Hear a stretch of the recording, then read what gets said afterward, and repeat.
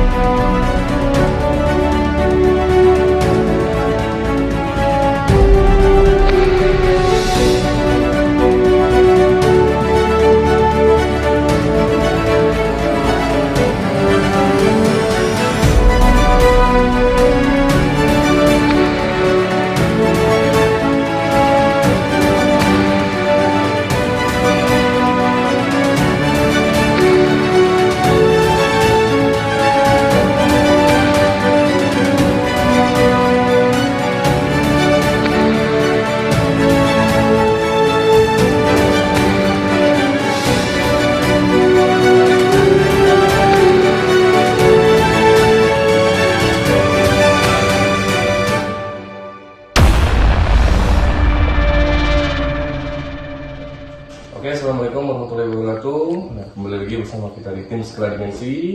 Nah, malam hari ini kita sudah ditemani langsung dengan Bapak Juraitu atau juru kunci ya, dengan Bapak Haryansi ya Bapak ya. Selamat malam ya Bapak ya. Nah, mungkin Pak, kita dari tim Skala Dimensi dan teman-teman dari tim Skala Dimensi ataupun penonton juga Pak, pengen tahu sedikit sejarah ya tentang si Pahibinda ataupun Serunting Sakti yang berletak di desa Pelangkenida ya Bapak ya. Oh iya Pak, kita sedikit tanya Pak, desa Pelangkenida ini berawal dari apa nih Pak? Berada di mana posisinya Pak? Siapa tahu juga ada sehabis nonton dari Skala Dimensi ini ingin berkunjung atau berziarah juga ke makam Serunting Sakti ini. Jadi bisa dijelasin nggak detailnya, lokasinya nih di mana nih Pak? Sebelum saya menjelaskan apa yang dipertanyakan tadi, jadi saya akan memperkenalkan diri. Nama saya Haryansi, status saya yaitu sebagai Juraitu ataupun juru kunci. Jadi sehubungan arti daripada Juraitu itu, Jura itu ada keturunan, Tu itu ketua. Jadi di dalam silsilah suatu kepuyangan dan satu daerah ataupun dusun itu pasti dinamakan Jurai. Jurai. Jadi baiklah, sesuai dengan pertanyaan tadi saya akan jawab bahwa inilah desa kami, desa Pelangkenida. Namun desa Pelangkenida adalah desa pindahan. Jadi sebelum desa Pelangkenida ini di zaman dulu yaitu namanya desa kami ini Tanjung Tapus. Berkisar kira-kira 9 km dari desa Pelangkenida ini. Tanjung Tapus itu adalah sebuah desa lama yang tertua di Jagat Besema ini. Nah, jadi waktu itu diagresi Belanda dahulu yang pertama sekali, jadi itu diserang oleh Belanda. Jadi akhirnya Tanjung Tapus itu suatu benteng, namun ditaklukkan oleh Belanda. Akhirnya tidak mau menerima kekalahan Belanda tadi. Sebenarnya itu kan benteng yang paling terkuat. Yang terakhir ditaklukkan oleh Belanda, akhirnya dibakarlah oleh Belanda. Setelah itu akhirnya kampung sudah dibakar. Akhirnya dulu di zaman berdirinya masih di desa Tanjung Tapus itu, desa Tanjung Tapus itu ada 9 pendekar, dinamakan 9 ulu balang. Jadi ulu balang lah yang akhirnya membuat desa di sini letaknya di dusun Pelangkenida ini. Jadi Pelangkenida itu dusun tertua di Jagat Besema ini. Desa Pelangkenida itu ada maknanya. Pelang itu tingkatan-tingkatan atau sama seperti pelang sawah. Jadi ada jajaran, ada tingkat-tingkatan. Kenida itu sebuah pohon. Pohon itu masih banyak sampai sekarang pohon itu, tapi bukan pohon tinggi ya. Jadi kenida itu pohon yang buahnya tidak dimakan oleh manusia, tapi dimakan oleh burung-burung atau hewan-hewan.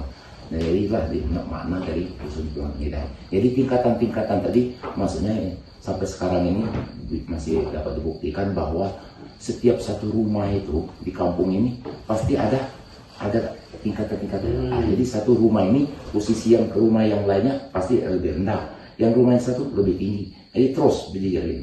Jadi kira-kira mungkin 100 rumah di sini, mungkin 100 tingkatan juga. Makanya dinamakan pelang tadi. Jadi di satu daerah itu apakah kita tersebar dengan tingkatan-tingkatan tadi itu? Iya, tersebar. Jadi tidak ada, dengan kata lain begini, tidak ada dua rumah posisi tanahnya sama rata. Pasti ada tingkatan. Nah, itu nama Pelangkenida. Jadi Pelangkenida ini dibuat mungkin kalau masalah tahun sekitar tahun 1700-an. Jadi berkisar 300 tahunan. 300 tahun. Desa Pelangkenida ini dengan ciri-ciri bahwa di sini masih ada rumah adat yang dinamakan rumah Bali. Berarti rumah Bali itu Rumah lama dulu ya, rumah lama. Bali itu adalah bahasa dari daerah Besema ini. Bali itu adalah dahulu, ada zaman dahulu. Jadi kalau dia rumah, jadi rumah Bali. Kalau dia itu orang, jadi orang Bali. Orang lama. Jadi inilah desa kami sampai sekarang ini, penduduknya masih penduduk asli dari pindahan dari Desa Tanjung Pusaka. Untuk Desa Palangkenida ini Pak, kan belum masuk ke daerah pagar alam ya. Jadi dari pagar alam kota itu masih berjarak berapa ya Pak? Jadi ya Pak? Palangkenida ini masih dalam ruang lingkup kota Pagar Alam. Namun kalau masalah jaraknya sekitar 9 km dari pusat kota ya. Pusat Pusat kota. kota, ya. Jadi kami ini Desa Palangkenida ini terletak di suatu kecamatan, karena kota Pagar Alam ini terdiri dari 5 kecamatan.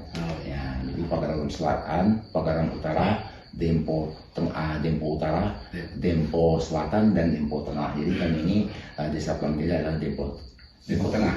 Dempo Tengah ya. Dan kebenaran juga bahwa Desa Palangkenida karena desa tertua, jadi kami kecamatan Dempo Tengah, dan kami karena ini sudah bentuk kota jadi kelurahan. Jadi kelurahannya diambil. Menarik lah ya kan. Bahwasanya di sini ada juga terletak makam ataupun makom dari orang sakti ya katanya ya kan? Ya. Orang sakti ya kan. Nah, kalau boleh tahu Pak Haryansi, awalnya Serunting Sakti ataupun Sepahit Lidah itu Pak, apakah asli dari tanah Palangkenida atau memang dari pendatang atau memang musafir yang memang pernah singgah ke sini dan sempat tiada juga di sini ya, sempat dimakamkan di sini atau seperti apa Pak? Asal usul nih Serunting Sakti atau Sepahit Lidah Pak dari mana nih Pak? Ya begini, jadi sepengetahuan saya, jadi masalah Serunting Sakti itu adalah dengan kami beri julukan Puyang. Arti Puyang itu orang yang udah tertua, orang terdahulu. Nah, jadi bahwa Serunting Sakti itu adalah nama julukan. Selain Serunting Sakti, dia bernama julukan juga si Pahit Lidah, karena dia mempunyai kesaktian. Kesaktiannya itu maha dasar, yaitu ucapan. Jadi apa yang diucapkan oleh Serunting Sakti itu langsung terjadi. Makanya dia diberikan julukan si Pahit Lidah. Bukan berarti bahwa lidahnya pahit, bukan, tapi ucapannya sangat pahit. Jadi sudah banyak terbukti bahwa di masa Serunting Sakti masih jayanya, dia masih sakti mandraguna itu, apa yang dibicarakan langsung terjadi. Banyak juga seperti dia pernah berkata bahwa orang seperti batu, jadi orang itu menjadi batu, jadi patung batu. Jadi itu Serunting Sakti. Jadi apa yang dibicarakan langsung terjadi. Itulah yang diberikan oleh Allah Subhanahu Wa Taala, ilmu kesaktian. Kita diberikan namanya kejulukan Serunting Sakti. Namun Serunting Sakti itu memang ada karena dia itu manusia biasa, tapi dia diberikan karomah oleh Allah Subhanahu Wa Taala, ilmu kesaktian yang sangat dahsyat, dan juga selain pengucap ilmu-ilmu kesaktian yang lainnya yang banyak sekali dikuasai oleh Serunting Sakti. Jadi Serunting Sakti itu memang nama aslinya memang ada, namun mohon maaf karena ini di dalam suatu ruangan, jadi memang ada istilah pantangan bagi kami untuk mengucapkan nama aslinya. Karena kenapa? Bahwa Serunting Sakti itu saking kesaktinya, namanya sendiri pun ada karomanya juga. Jadi kami mengucapkan atau menyebut nama asli dari beliau ini secara pribadinya tidak bisa sembarang, apalagi di dalam rumah. Jadi kalaupun itu berpepet dengan seizin Allah Subhanahu Wa Taala, kami bisa menyebutkan nama aslinya. Insya Allah pertolongan dari Allah Subhanahu Wa Taala, insya Allah ada pertolongan kalaupun kita dalam suatu masalah atau terjepit. Jadi Serunting Sakti itu memang. Oke, assalamualaikum warahmatullahi wabarakatuh. Nah, kembali lagi bersama kita di tim Skala Dimensi. Nah, malam hari ini kita sudah ditemani langsung dengan Bapak Juraitu atau Juru Kunci ya, dengan Bapak Haryansi ya Bapak ya. Selamat malam ya Bapak ya. Nah, mungkin Pak, kita dari tim Skala Dimensi dan teman-teman dari tim Skala Dimensi ataupun penonton juga Pak, pengen tahu sedikit sejarah ya tentang si Pahit Lidah ataupun Serunting Sakti yang berletak di Desa Palangkenida ya Bapak ya. Oh iya Pak, kita sedikit tanya Pak, Desa Palangkenida ini berawal dari apa nih Pak? Berada di mana posisinya Pak? Siapa tahu juga ada sehabis nonton dari Skala Dimensi ini ingin berkunjung atau berziarah juga ke makam Serunting Sakti ini. Jadi bisa dijelasin nggak detailnya, lokasinya nih di mana nih Pak? Oke, kalau gitu baik. Assalamualaikum warahmatullahi wabarakatuh. Sebelum saya menjelaskan apa yang yang dipertanyakan tadi. Jadi saya akan memperkenalkan diri, nama saya Haryansi, status saya yaitu sebagai juretu ataupun juru kunci. Jadi sehubungan arti daripada jura itu jura itu ada keturunan, tu itu tertua. Jadi di dalam silsilah suatu kepuyangan dan suatu daerah ataupun dusun itu pasti dinamakan jurai. Nah, jurai. Jadi baiklah, sesuai dengan pertanyaan tadi saya akan jawab bahwa inilah desa kami, desa Pelanggenidai. Namun desa Pelanggenidai adalah desa pindahan. Jadi sebelum desa Pelanggenidai ini di zaman dulu itu namanya desa kami ini Tanjung Tapus. Berkisar kira-kira 9 km dari desa Pelanggenidai ini. Tanjung Tapus itu adalah sebuah desa lama yang tertua di Jagat Besema ini. Nah, jadi waktu itu di agresi Belanda dahulu yang pertama sekali, jadi itu diserang oleh Belanda. Jadi akhirnya Tanjung Tapus itu suatu benteng, namun ditaklukkan oleh Belanda.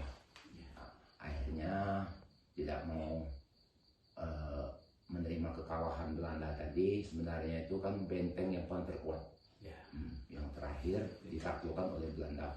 Akhirnya dibakarlah oleh Belanda. Setelah itu akhirnya kampung sudah dibakar. Akhirnya dulu di zaman berdirinya masih di desa Tanjung Tapus itu, desa Tanjung Tapus itu ada 9 pendekar. Ini dinamakan 9 ulu balang. Jadi ulu balang lah yang akhirnya membuat desa di sini letaknya di dusun Pelanggenidai ini. Jadi Pelanggenidai itu dusun tertua di Jagat Besema ini.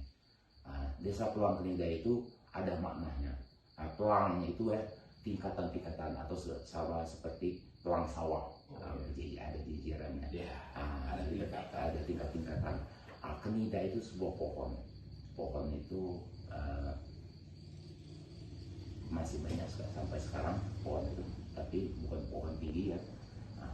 Jadi kenida itu pohon yang buahnya tidak dimakan oleh manusia, tapi dimakan oleh burung-burung atau hewan-hewan. Nah, jadilah makna dari dusun Pelanggenidai. Jadi tingkatan-tingkatan tadi maksudnya sampai sekarang ini masih dapat dibuktikan bahwa setiap satu rumah itu di kampung ini pasti ada tingkatan-tingkatan. Jadi satu rumah ini posisi yang ke rumah yang lainnya pasti lebih rendah, yang rumah yang satu lebih tinggi. Jadi terus dijajarin.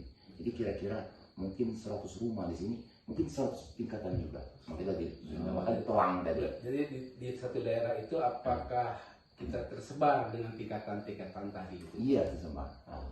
Jadi tidak ada, dengan kata lain begini, tidak ada dua rumah posisi tanahnya sama rata. Pasti ada tingkatannya. Itulah nama Pelanggenidai.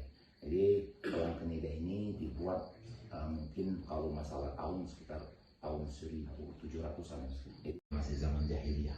Maka itulah Allah Subhanahu wa Ta'ala memberikan suatu kesaktian kepada serunting sakti jadi untuk membasmi kejahilan itu. Makanya banyak sekali seperti puyang-puyang yang lain itu sampai adu kesaktian dan sebagainya kepada serunting sakti, makanya ditaklukkan semua oleh serunting sakti.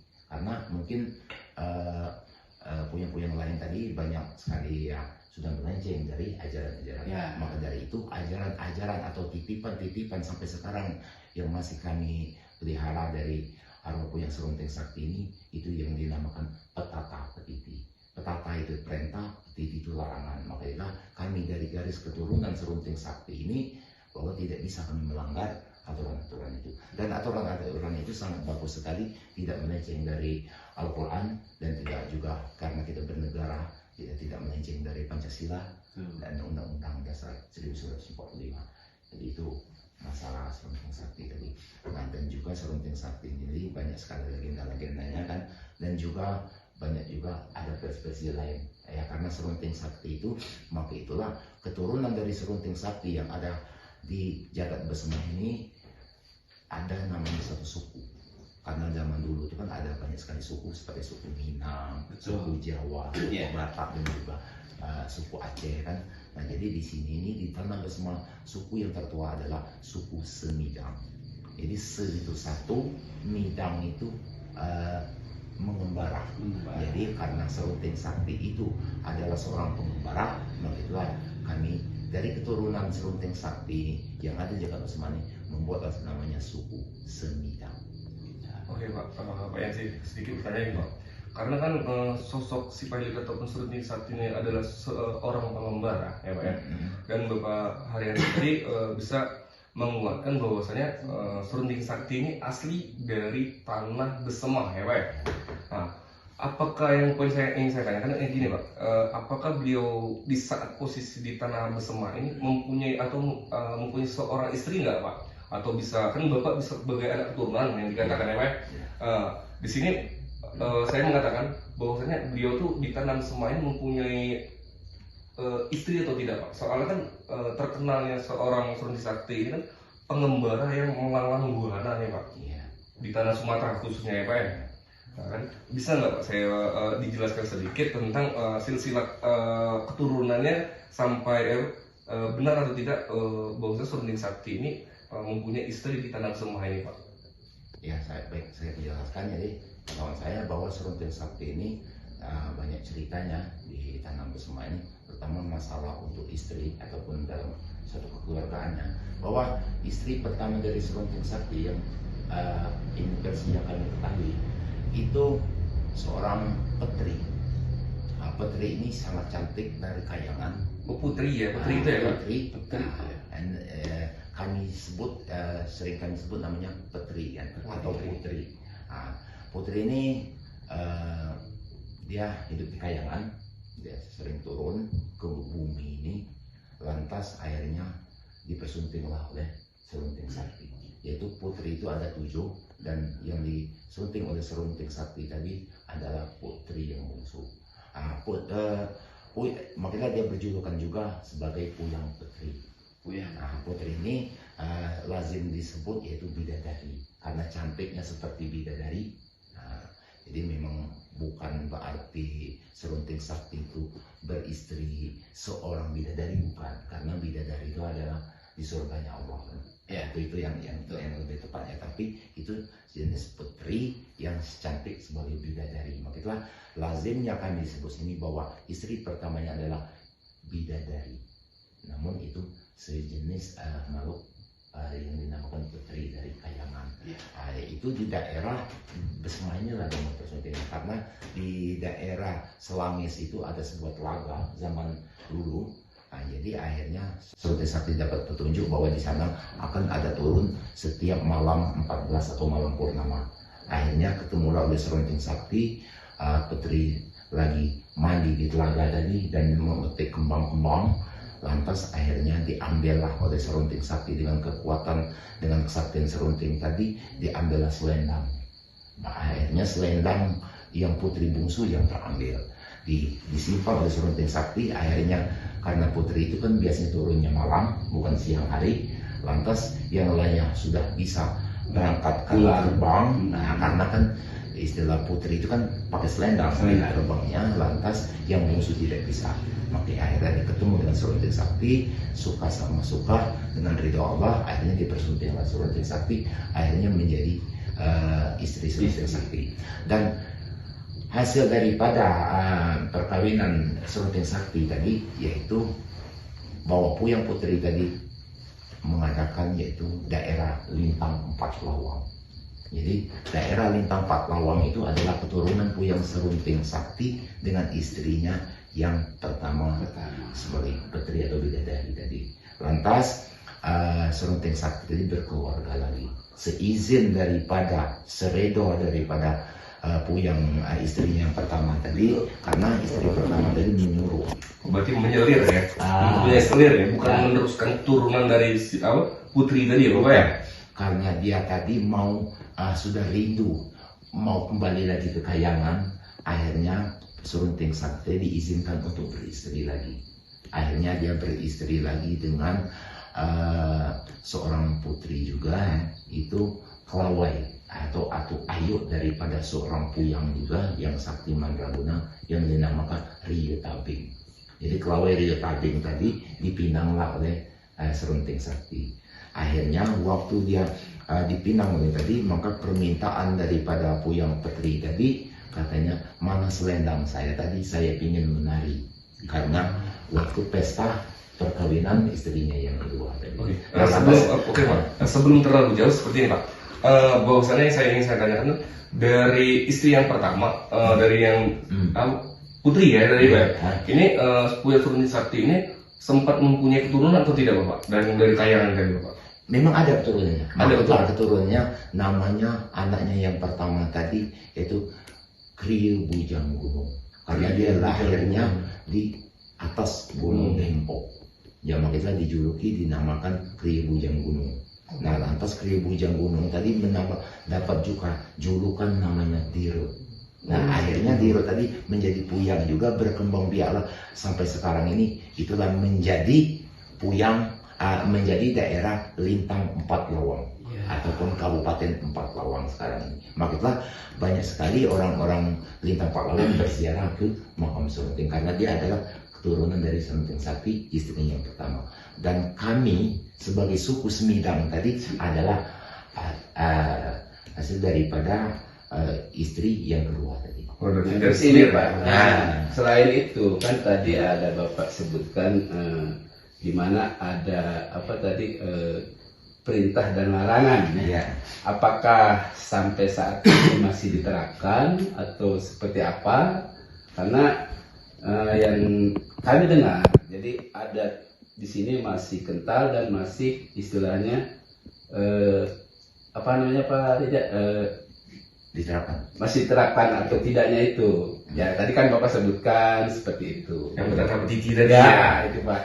Ya memang benar, itu kan karena petata petiti tadi adalah istilah pesan. Betul. Suatu pesan dari Arab Serunting Sakti ini terhadap kepada anak cucunya nanti, bahwa pesannya dinamakan petata petiti. Petata artinya perintah, petiti artinya larangan. Makanya perintah-perintahnya kami sebagai keturunan Semidang ini yang dituakan. Makanya kami yang menjadi istilahnya itu memelihara, dan juga makamnya ada di Desa Tuang Penida ini. Bapak bisa meyakini ataupun seperti ini Pak, meyakini bahwasannya di Desa Tuang Penida ini adalah memang makamnya Serunting Sakti atau Supaya Ida itu seperti apa nih Pak? Kan bahwasanya karena beliau ini terkenal kan pengembara nih Pak. Iya. Kan dan terakhir ceritanya pun itu kan dia terakhir berperang itu di daerah Ranau ya Pak, kalau nggak salah ya Pak ya. Ya. Terakhir dia berperang ya Pak. Nah terakhir berperang kalau di cerita yang kita pernah dengar, dan disitulah pun beliau yang dinyatakan tumbang ya Pak. Iya. Bisa dikatakan ya Pak. Nah yang saya tarik ini gini Pak, gimana caranya di sini bisa terjadi ada makam yang beliau dan dipercayai warga Pelang Penida ini sini adalah memang benar-benar makam Pak. Bisa dijelaskan nggak Pak? Begini, jadi sebelum saya jelaskan bahwa di sini banyak salah pemahaman. Jadi antara makam ataupun dalam bahasa istilah Islam itu makom. Nah, makam itu adalah sama dengan makom. Dan juga ada namanya tapak atau tapak tilas. Jadi Serunting Sakti itu kan seorang. Itulah namanya suku Semidang dari satu berarti kan. Jadi sedangkan makomnya pasti satu. Gitu. Lantas yang tapak ini yang banyak. Maka itulah Serunting Sakti itu seorang pengembara. Makanya Serunting Sakti itu bukan ada saja di Indonesia, sampai-sampai ada di luar negeri, di Malaysia, Singapura, di mancanegara banyak sekali tapak-tapak dari Serunting Sakti.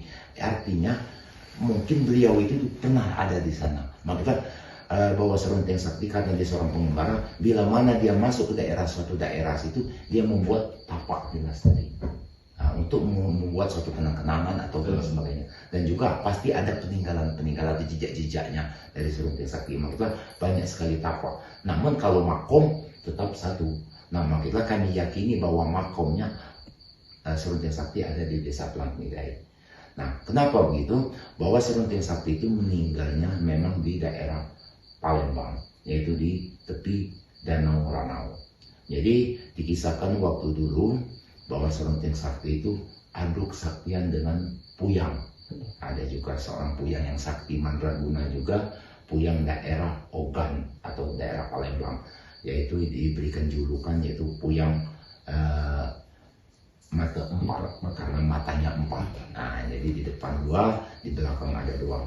Lantas dia ditantang oleh Puyang mata empat bahwa kamu serunting sakti, ayo kita adu kesaktian karena kamu sudah tersohor di mana-mana, kamu sakti mandraguna. Ayo kita, akhirnya sampai 40 hari 40 malam bertarung tidak ada yang kalah yang menang. Lantas akhirnya diadulah kesaktian. Jadi di sana ada sebuah pohon, yaitu namanya pohon aren. Kalau bahasa Besema itu pohon enau. Nah itu jadi kan di sana ada pohon yang besar. Kata si Puyang empat, saya akan urak kan. Nah, jadi kamu silakan naik ke atas, kamu potong buah itu tadi. Kalau saya kena buah itu, saya kalah. Nah, jadi akhirnya serunting sakti naik. Ya karena orang sakti dan tidak pakai parang dan sebagainya, cukup dengan tangan saja dia potongnya. Ya karena dia mata empat, dia lihat bahwa dia akan jatuh. Pas dia jatuh, dia geser. Jadi tidak terkena. Akhirnya turun serunting sakti, kata mata empat, serunting sakti, ini kesempatan atau giliran kamu. Giliran kamu mengkurap. Nah, sewaktu serunting sakti mengkurap tadi, dia mikir, waduh, istilah prekik kan, saya diliciki kan, dihianati oleh Puyang mata empat. Jadi ketika serunting sakti itu tadi meninggal atau mati kan, istilahnya kan si mayat atau jasadnya itu bisa ada di sini seperti apa? Ya, kayak itu, Pak. Begini, karena dia meninggalnya di daerah Danau Ramau tadi, akhirnya setelah dia meninggal, akhirnya geger bahwa serunting sakti ini sudah meninggal. Dan anak turunnya sudah banyak, karena kan dia meninggalnya sudah agak tua. Lantas anak cucunya sudah banyak, dan anak cucunya juga mantapnya di daerah sini juga. Namun bukan di lokasi dusun Pelangidai, tapi di desa yang tertua itu, di sebelah makam itu ada juga kampung yang tertua dulu kan. Nah jadi lantas akhirnya kedengaran oleh anak dan cucunya, akhirnya anak dan cucunya tadi datang ke tempat dia meninggal tadi. Lantas karena zaman dahulu kan belum ada mobil, belum ada kapal terbang dan sebagainya, jalan kaki sampai ke Palembang di sana, akhirnya ditemuilah jasadnya. Karena juga kan istilahnya baloi gitu kan, sama-sama meninggal kan. Serunting sakti meninggal dan juga mata empat tadi meninggal. Jadi jasadnya sudah ada. Akhirnya berniatlah bahwa anak cucunya mau mengambil jasad tadi. Karena sebelum menyampaikan sana memang sudah ada petunjuk bahwa serunting sakti sudah meninggal, dan makanya bergegaslah anak dan cucunya tadi untuk mengambil jasadnya tadi. Nah lantas memang amanah dari serunting sakti tadi bahwa dia harus dikuburkan di padang serunting, di makam sampai saat ini. Nama wilayah itu namanya Padang Langgar. Ya memang amanah dia harus dimakamkan di sana. Namun pertanyaannya, kok bisa kan diambil berjalan kaki? Maka itulah kebijakan dari Allah Subhanahu wa Ta'ala, ataupun kebesaran dari Allah Subhanahu wa Ta'ala. Di waktu itu serunting sakti orang sakti mandraguna, orangnya besar tinggi kan, kokoh ya. Lantas mau dibawa, sedangkan yang pergi ke sana cuman beberapa orang aja. Maka itulah akhirnya mau diambil seluruh jasanya, tidak mau, tidak bisa digerak. Bagaimana untuk mengambil? Lantas mau diambil kepalanya, tidak mau. Jadi seluruh anggota jasad serunting sakti tidak mau. Aduh gimana, kata anaknya, mau dikubur ke sana. Sedangkan petunjuk ataupun firasat dan amanah tadi harus dikubur di padang serunting tadi. Maksudnya di Padang Langgar tadi, tempat makam sekarang ini. Lantas akhirnya diambil, dipegang kakinya nggak mau, diambil kepalanya nggak mau, akhirnya dipeganglah tangannya. Hanya lepas. Jadi yang ditanam di makam punya serunting sakti ini adalah tangan dan rusuk. Lantas diambil, bahwa ada petunjuk, bawalah apa yang bisa kamu bawa.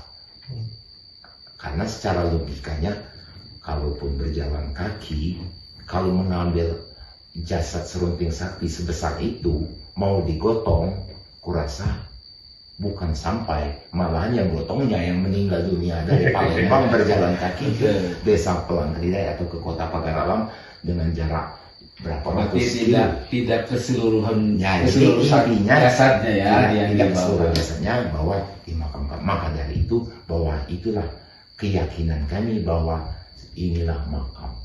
Dan juga selain keyakinan kami bahwa itu adalah rusuk dan tangannya, juga sesuai dengan petunjuk-petunjuk bahwa ya arwah punya Serunting Sakti tadi pernah terutama khususnya kepada saya menyampaikan bahwa kamu harus datang Pak Jure itu, kamu datangi aku di makamku. Berarti kan makam bukan tapak berarti. Nah, kenapa pertanyaannya harus dimakamkan di sana? Karena di sekitar 50 meter dari makam Serunting tadi ada sebuah batu tapak Serunting Sakti. Di sanalah Serunting Sakti mendapatkan kesaktian banyak sekali dari Allah Subhanahu Wa Taala. Tempat dia bertapakur, meminta kepada Allah Subhanahu Wa Taala karena dia dapat amanah kan untuk membasmi kejahatan sebagainya, makanya dia butuh ilmu. Karena dulu kan zaman jahiliyah, orang-orang ini ataupun manusia ini masih menyembah berhala, masih menyembah patung, masih menyembah pohon. Makanya akhirnya dengan adanya Serunting Sakti tadi, Serunting Sakti lah yang menyebarkan kebaikan-kebaikan di muka bumi, terutama sekali di daerah bersama. Baik, Pak. Jadi apa yang tadi Bapak sampaikan yang ditanyakan sama Reja juga untuk masalah kepastian makam atau makom beliau di sini sudah disampaikan dengan gamblang. Ya, mungkin ada lagi satu pertanyaan dari saya atau mungkin penonton juga pengen tahu karena tadi kalau saya mungkin arahnya ke aturan dari Pak, yang istilahnya perintah dan larangan dari Pak. Nah, apakah di sini ada yang pernah istilahnya melanggar larangan tadi? Apakah ada istilahnya hal yang langsung terjadi atau bagaimana itu Pak? Ya memang benar. Maka itulah sebelum saya jelaskan bahwa kesimpulannya begini, bahwa masyarakat kami di sini lebih patuh atau takut dan lebih taat ke peraturan adat daripada peraturan pemerintah. Terus terang, memang kita harus patuh dengan ke pemerintah karena kita bernegara. Namun lebih patuh lagi karena takut untuk melanggar. Kenapa? Karena kami di sini Pak, masih sanksinya itu masih kuat sekali, masih nyata di mata-mata masyarakat. Seperti ini, larangan pertama bahwa Serunting Sakti tadi dengan bahasa Besma, namanya yaitu ngeluh ulu mandian, ataupun bahasa nasionalnya mengeruh aliran sungai. Nah gitu. Jadi kan kalau dikeruh aliran sungai tadi, orang di ilirnya kan kena dampak. Nah maka dari itu ada kesimpulannya gini, kata-kata nubul ulu mandian atau mengeruh ulu mandian tadi yaitu pelanggaran berzina. Jadi ada muda-mudi ataupun masyarakat sini berzina, maka itu pasti. Makanya kami di sini terutama anak-anak sakit, lantas kadang-kadang ibu-ibunya nih sakit. Ada juga penglihatan-penglihatan yang berbentuk-bentuk apa dan macam-macam. Ada juga suara-suara kadang terdengar di misalnya sebelah barat sana, terdengar ada yang kalau bahasa Besmanya mekik atau yang teriak keras, tapi tidak ada. Lantas saya sebagai juru kunci itu harus mengambil tindakan dengan ciri-ciri banyaknya masyarakat sakit. Lantas itu ada pelanggaran. Makilah akhirnya sanksinya, kalaupun kampung kami sudah tidak bersih lagi, tidak suci lagi, itu harus dipotongkan seekor kambing. Jadi bukan di rumah jure itu, tapi jure itu harus menegaskan, harus mencari siapa pelaku, siapa yang melanggar dari penyebab. Nah, setelah ketemu oleh saya, lantas itu saya harus bertanggung jawab orang tuanya misalnya kan. Nah, jadi orang tuanya saya temui, anak kamu mungkin melanggar, lantas harus dibersihkan. Itu nanti disebarkan ke seluruh masyarakat, semuanya tahu. Akhirnya memotong kambing, dimasak, dan juga yang memasak kambing tadi harus dipilih orang-orang tua. Jadi istilahnya itu kami dipercayai oleh kami di sini, asapnya itu tadi takut menular. Itu mitosnya gitu. Sebelumnya itu namanya desa Tanjung Tapus tadi ada 9 pendekar tadi. Nah, jadi 9 pendekar tadi itulah yang membuat desa Dusun Tong. Ya, jadi dinamakan yaitu Ulu Balang. Ulu itu berarti kalau bahasa Besma itu depan. Balang itu berarti kekuatan. Jadi ada 9 orang sakti tadi. Maka itulah di desa kami tadi, itulah yang istilahnya itu sebagai yang penopang dan juga pelindung dari masyarakat tadi. Maka itulah saya bilang tadi awal tadi bahwa benteng yang ditaklukkan oleh Belanda yang terakhir itulah Tanjung Tapus tadi. Karena satu dia mempunyai keris, kedua ada 9 ulu balang tadi, dan 9 ulu balang tadilah yang selalu berperang dengan Belanda tadi. Dan akhirnya bahwa kemupakatan di tanah Besma ini apa harus menyerah dengan Belanda atau tidak. Akhirnya suku Semidang menyatakan kita berperang. Maka dibawalah oleh orang-orang zaman dahulu yang masih di daerah di Dusun Tanjung Tapus tadi, sebilah keris pusaka Sorompeng tadi untuk membela untuk berperang ke Belanda, sehingga keris itu dulu siap harus dibawa ke depan, jadi masyarakat di belakang, sampai-sampai banyak sekali korban Belanda tadi mati oleh keris tersebut. Jadi siapapun masyarakat yang di belakang keris ini terlindungi seperti kebal tuh. Akhirnya yang membawa keris itu juga masyarakat kampung kami sini, kan bukan jurek dulu yang ditunjuk, karena dapat petunjuk harus dia yang membawanya, berperanglah. Nah, sehingga akhirnya karena tidak mau menyerah masyarakat benteng Tanjung Tapus tadi, akhirnya dibakarlah oleh Belanda tadi. Nah, lantas akhirnya Ulu Balang tadi membuatlah desa di sini. Oke, kita harus cukup ya. Itulah sedikit ulasan dari Bapak Haryansi menjelaskan cikal bakal ataupun asal usul Puyang, ya bisa dikatakan Pak ya. Puyang Turunting Sakti ataupun Sipahit Ida di desa Pelang Penidai di daerah Pagar Alam ya Pak. Nah, mungkin kita akan langsung menuju ke lokasi ke makamnya. Mungkin sahabat sekalian sih penasaran juga, ini dari cerita tadi mana sih makamnya, seperti apa sih, dan batunya itu seperti apa Pak? Mungkin kan teman-teman nanti bertanya Pak. Mungkin kita ke Bapak Haryansi minta tolong diantarkan ke makam tersebut ya Pak ya. Oke, jika para sahabat sekalian masih penasaran, jangan kemana-mana, karena ini cerita memang seru ya. Kalau mendengar sejarah itu ya kan, tetap nantikan di Skala Dimensi Reborn.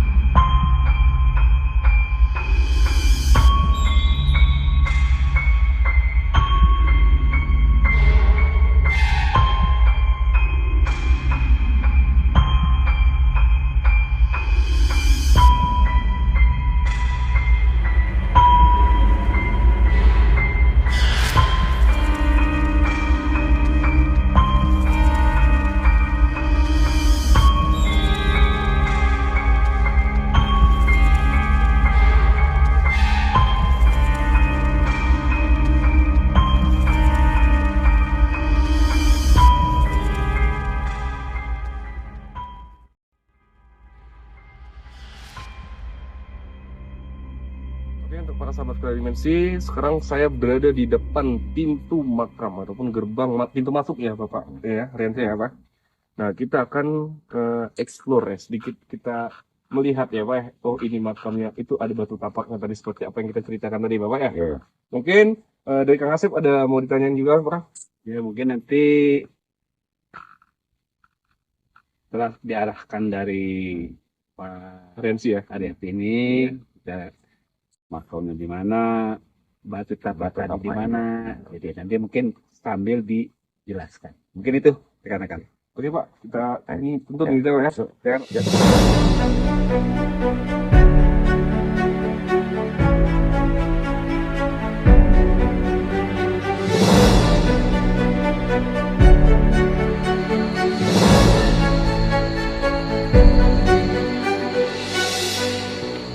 Para sahabat skala dimensi, persis di belakang saya ini adalah makam Seruting Sakti ataupun Sepahit Lidah ya.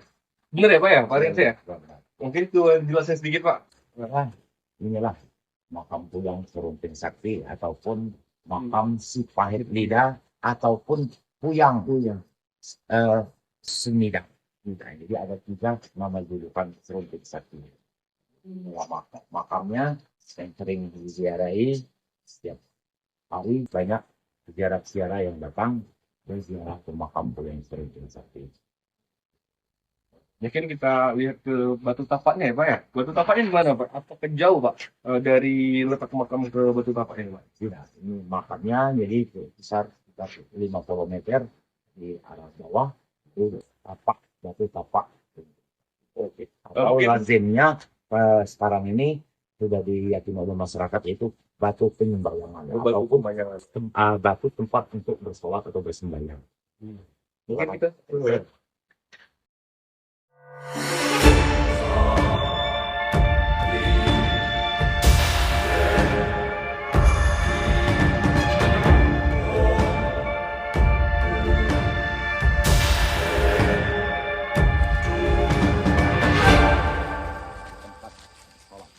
Oke, untuk para sahabat sekali dimensi, persis di depan saya ini adalah batu tapak. Ya, batu tapak ya Bapak ya. Ini adalah salah satu bukti ya. Tempatnya Serunting Sakti ataupun Sepahit Lidah bertafakur atau mendapatkan suatu karomah dari Gusti Allah ya Bapak ya, berarti ya Pak ya. Nah, batu ini memang benar ngadap ke kiblat ya Bapak ya. Iya. Yang saya pertanyakan ya Pak, batu ini kok bisa datar seperti ini? Maksudnya memang dibuat alam kah atau memang sudah ada dibuat sama manusia, campur tangan manusia juga? Jadi inilah yang dinamakan batu tapak yang Serunting Sakti. Tapi sekarang ini masyarakat menyebutnya yaitu batu penyembayangan atau batu tempat bersolat. Jadi siapa yang berziarah sini dipersilakan untuk bersolat. Kebenaran sudah arahnya sudah diarahkan ke kiblat.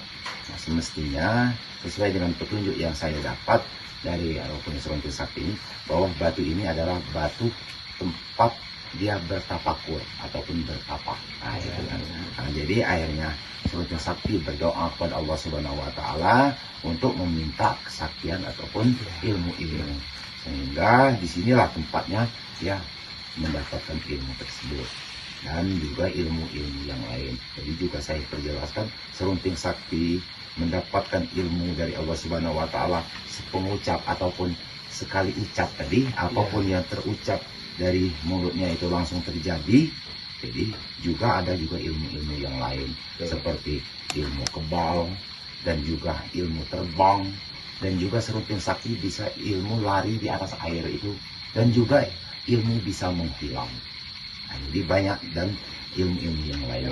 Nah, Jadi dari di batu inilah beliau bertapakur, Iya, bertapakur. dan mendapatkan istilahnya kalau ini ilmu dari yang Maha Kuasa. Iya. Yang saya tanyakan tadi Pak, tolong jawab Pak. Batu ini di era si Pahit Lidah ataupun Serunting Sakti tadi Pak, apakah memang sudah terbentuk seperti ini atau saat ini sudah ada campur tangan manusia Pak? Tidak, ini batunya masih asli. Masih alami ya berarti Pak? Masih alami. Sedangkan batu ini tidak ada yang lainnya kan, cuma satu ini. Oh, jadi dari awal juga sudah mengarah ke sini. Dan kalau kita lihat ya teman-teman ya, persis di sebelah sini, ini memang kayak ada sepasang tapak kaki Pak ya? Ya. Di sini ya? Ya, Persis sebelah. tapak kaki ya Pak ya? Atau Jadi seperti apa Pak? sebenarnya tapak kakinya di sini. Oh, di situ sebelah, Pak. Di situ kira-kira Tangan ya berarti ya? Seperti ini ya posisinya Bapak ya? Jadi kira-kira dia bersujud ataupun ini kan Oh iya iya. pas ukurannya kan. Oh kiblat nggak berarti ngarah ke sana? Kiblatnya arah ke sana. Jadi ini belakangnya itu, depannya itu kiblatnya. Jadi sudah mengarahkan kiblat. Jadi mungkin saat ini kita sudah melihat makam ataupun batu dari tapak si Pahit Lidah ini memang benar adanya di Desa Pelang Tengidai ini, Pak ya. Nah, mungkin saat ini kita akan lanjut di sesi doa ya Bapak ya. Ya. Karena kita setiap bertamu, kita berfungsi, kita ingin menyampaikan doa juga. Semoga kedatangan kita di sini bisa mendapatkan barokah dan karomahnya juga ya dari beliau ya Bapak ya. iya. Mungkin kita ingin didampingin dengan Bapak Haryansi sendiri untuk kita menemani kita doa ya Bapak ya. Iya. Oke, untuk para sahabat sekalian dimensi, jangan kemana-mana, kita akan lanjut ke sesi doa ya.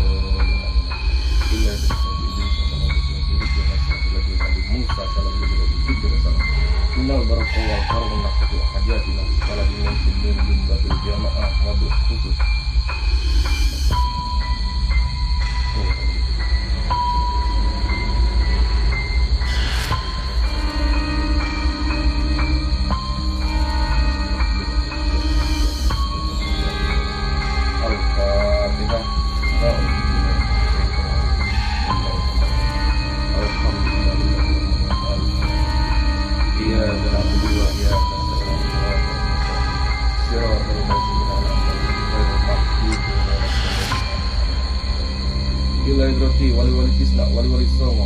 Minal barakah wal karamah hajat-hajatina segala dimensi min jumlatil jamaah. Semoga itu kan rizqan halalan dan thayyiban ya Allah. Istajab wa la istajab wa la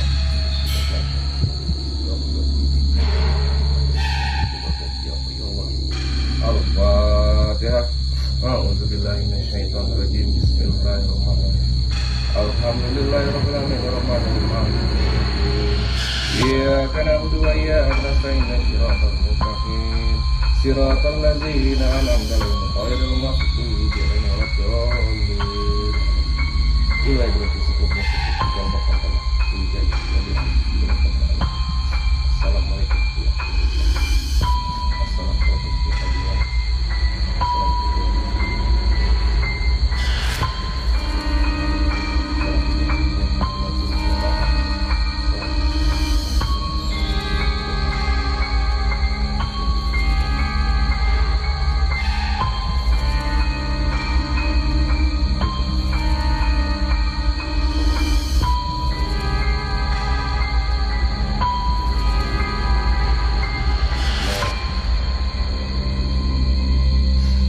Al-Fatihah.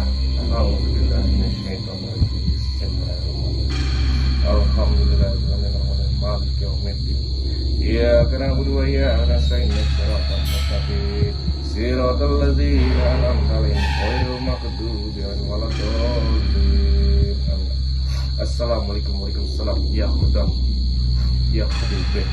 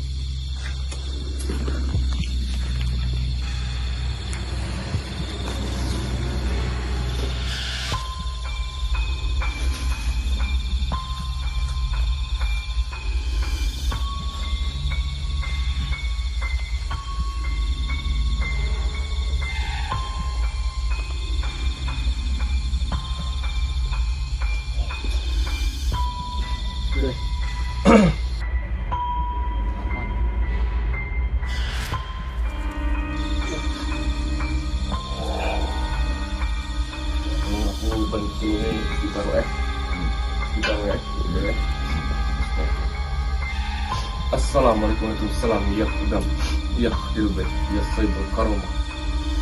Turun besar. Atas budi.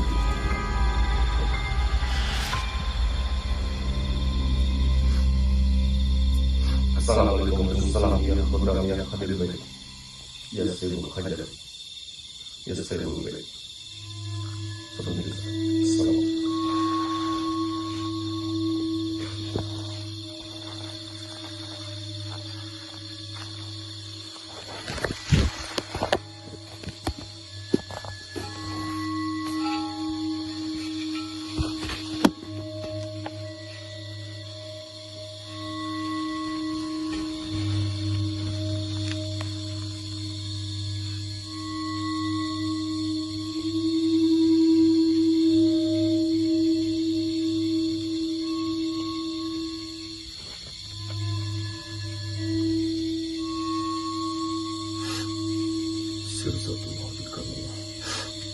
Wujud.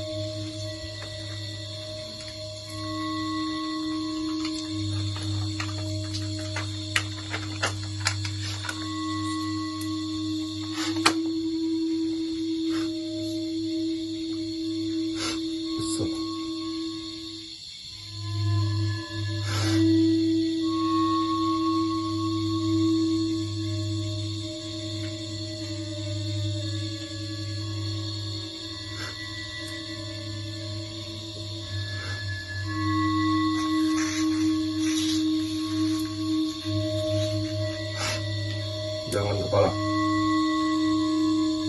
batak ke keting.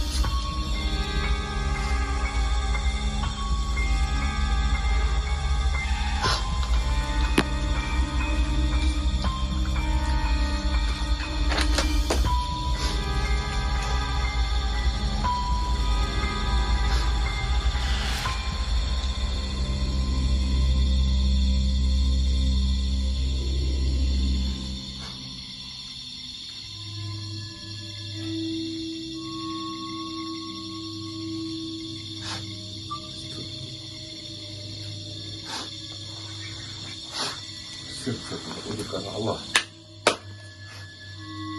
Jangan dibawa digeting.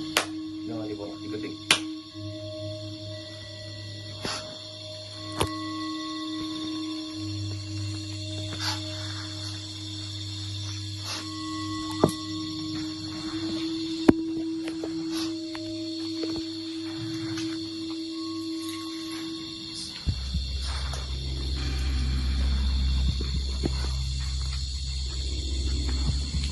Assalamualaikum.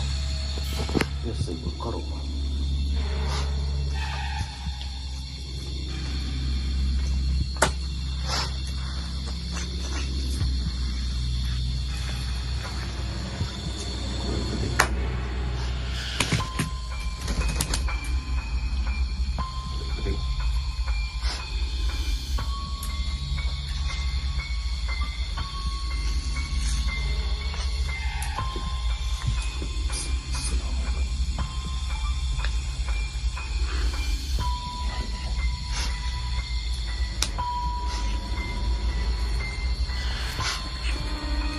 Assalamualaikum.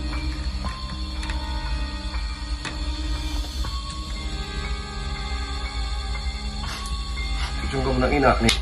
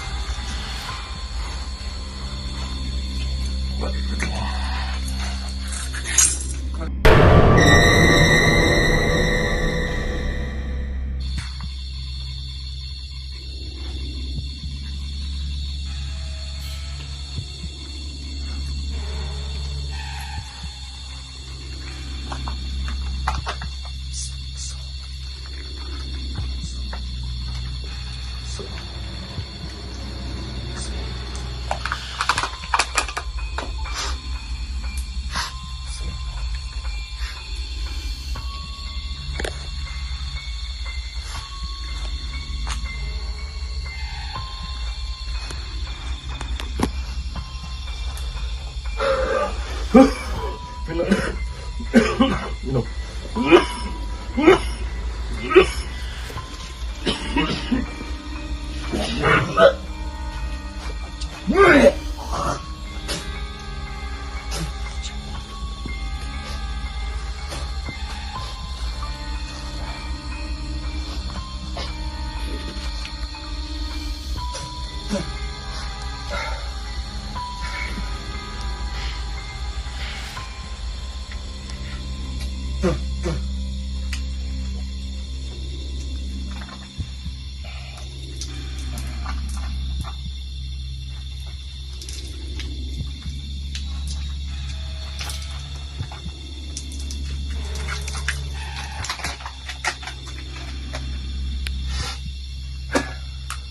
Nah, untuk ayam betul nggak lah? Nggak ada yang ambil, bukan di kita lagi. Betul nggak ayam?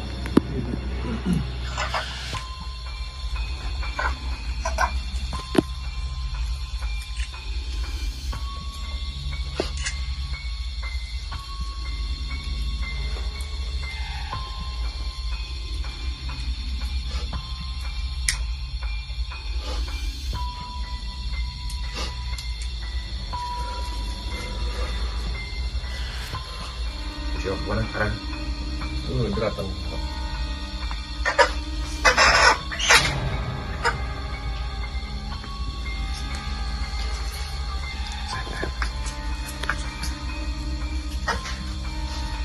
Baik, menurut saya yang merah. Kami bisa mau.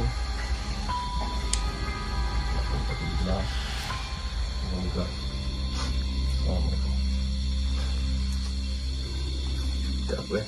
Kain atau apa? Tidak gitu nih.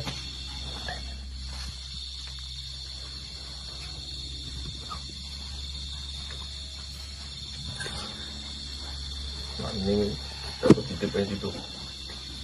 Titipan itu dapat itu. Aku jujur, aku dek keruan dapat itu. Masa aku duduk ke kan di apa? Aku dek keruan.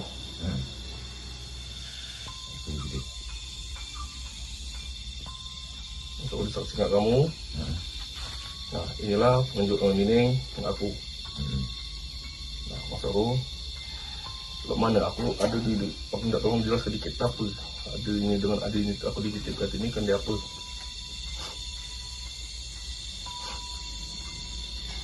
Tapi saat ini kan ada penemuan, ada pengunjung kan, itu pengunjung video kayaknya ini nih bapak, masalah kegunaannya nih, apapun namanya, insya Allah tidak nyesol kalau ada petunjuk. Kalau untuk saat ini, khusus dengan dia pun lebih ini. Masa aku kita jangan putus tali silaturahmi masih nak minta bimbingan kamu pula. Siapa tahu entah kebila entah lusa pula ini kamu dapat tapunya pula untuk kabarnya aku pula untuk apa ini. Ini aku dalam minggu dah masa aku tu. Aku dengan penunjuknya ini dengan aku juga belum paham. Aku pula. Jadi saya dapat tunjukkan kadang aku biasanya barang yang tunjukkan tu tapi ada di kan apa namanya tua penghuninya apa manfaatnya kan. Nah, aku minta tolong jawab jujur tolong. Ada juga sebelum kami ini yang berziarah khususnya di Nyok Lele ini sebelah ke sini. Belok ke Lele. Berapa banyak di sini juga tu dia melewati aku mungkin ada. Tapi kalau nak melewati aku enggak. Nah, karena itu tadi aman aku Ini aku ni di mati kulit. Nah, apa tu? Karena aku bukan nak maling di sini. Aku nak datang nak elok, aku datang di sini berziarah. Aku dengan tata krama, ada attitude, ada sopan santun, di mana ada jemaah itu harus bersopan santun, ada permisi juga. Nah, terutama kamu sebagai sini yang ditunggu jurai tua. Nah, makanya aku assalamualaikum. Dan apapun yang aku sampaikan, aku pengen kinakkan kamu. Maksudnya supaya didekati, oh kalau ini di mana ada tok ini, kalau diprotes jemaah. Itu kan. Kamu cerita tadi patung tadi. Yang marah, aku pula tidak setuju. Ayah aku nak mau tidak tahu dia kamu tadi. Nah, aku tidak ada hal yang perkataan yang lelik lagi. Di ujung kan. Nah, maka aku dikinak ke kamu, aku permisi ke kamu. Aku duduk di sini tak biar dengan kamu, cuma kamu kita kan sama duduk di sini. Ini aku izin, mungkin nak aku batak udah, nak aku telah udah boleh. Tapi kalau kegunaan sini, aman memang kalau ada uang setan di kamu dulu, atau sampai ke aku. Insya Allah kalau ada uang siap sampingnya dia aku terus sampaikan. Kalaupun ibadah dia langsung ngakaban kan, pahamilah kan pasti ada petunjuk kan. Baik namanya, kaidah bunyi kan. Nah dia tuh kaki ini, nah di mana kan ada jalur petunjuk kan. Jadi karena kabar pernah datang sini nggak pernah juga dapat petunjuk bahwa rasanya yang ini kadis tunjukkannya bahwa jadi itulah sesuai dengan pakaian ini serunting janjinya kata kita jadi apapun yang terucap di pasti buktiin. Jadi adanya alhamdulillah kan itu dari datang sini banyak sih kan ini kan inilah rezeki biasa kalau sampai dari ya, mungkin ini amanah bagi kawalan. Entah ini tidak pengobatan ataupun gunung kan belum kita tahu sampai main lagi cuma ngelihat dia tunjuk kan di rumah kapal insya Allah nanti insya Allah di bumi dia lewat hari aku bahwa sebilah keres ini nah, harus di rumah nikah dan gunung aku terus sampaikan terus. Oke, aku minta tolong ke tim, tolong bersihkan ini jangan sampai mampu. Tutup pada pada air. Ya bos. Boleh, boleh. Kau punya dicoba ini kabar nih kan? Kau aku minta ambil Aku dari baik. enggak, ini nih. Masuk tas sudah. Cuma ini. Gua jangan ini nak di kaki. Masa hitam tadi. ini jangan buat sampai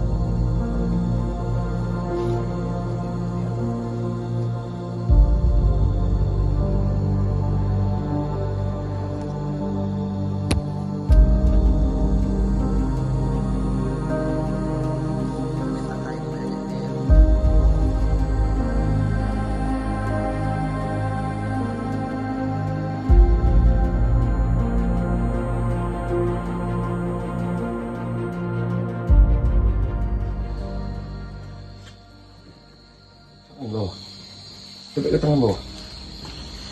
Tangan ini, buka. Sirjatullah, karena Allah ya. Karena Allah. Bismillah. Karena Allah.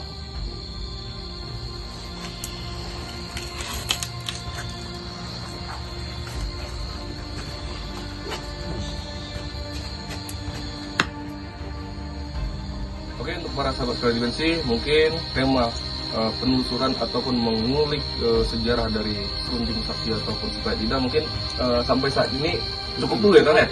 Untuk sementara ini nanti mungkin bisa Lanjut lagi ya. Kita dari tim sahabat sekali dimensi kepada Pak Alyansi banyak-banyak terima kasih sudah meluangkan waktunya untuk membantu menjelaskan sedikit banyaknya sejarah tentang Kuyang Serunding Sakti atau si Pancasila. Mungkin Kang Sep ada tambahan dari perjalanan panjang kita tadi?